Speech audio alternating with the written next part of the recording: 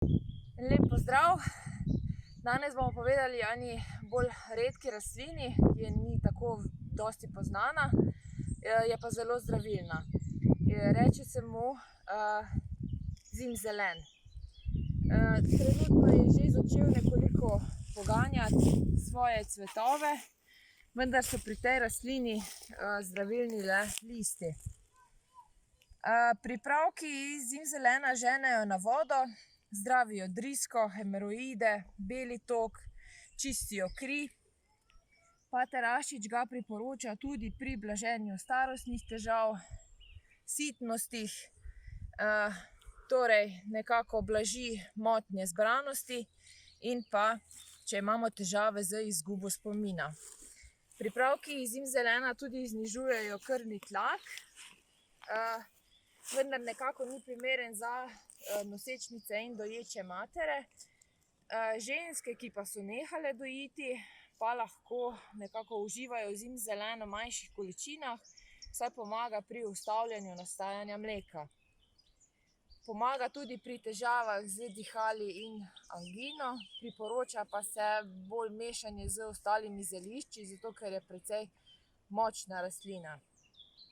Najbolj se priporoča mešanje s šentjanževko, ker lajša lažje depresivna stanja, z glogom pa se dopolnjujeta pri zdravljenju srčne moči. Vendar, če imate neke resne težave s srcem, potem je boljše, da ga ne uporabljate brez posvetila s strokovno osebo oziroma z zdravnikom. Zunanje pa se lahko uporablja tudi pri blaženju oziroma zdravljenju kožnih izpuščajev in pa če imamo nečisto kožo. Torej, uporabljamo ga samo kot nek preliv.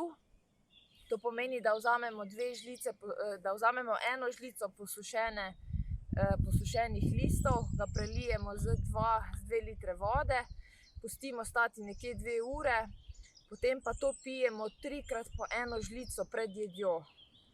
Tako se pač nekako v ljudskem izročilu priporoča pri težavah s sladkorno boleznijo tudi. Tinkturo uporabljate le po posvetilu z zdravnikom, saj je to zelo močni pripravek in tudi rastlina je zapisana v tisto shemo, ko se taka hierarhija je, kjer se opisujejo zelišča in spada med zdravila. Zato dobite tinkturo najbolje šele v lekarnah, bom rekla. Drugače se pa lahko uporablja tudi prah iz posušenih listov, tisto pa vzamete samo kot 2 konici nožni 2-krat na dan. In to je čisto dovolj. Se pravi, rastlina je bolj malo poznana, je zelo močna, torej, če imate kakšne resne težave, se prej posvetujte s kakšno strokovno osebo ali zdravnikom, drugače pa v manjših količinah zelo koristna. Veselo nabiranje!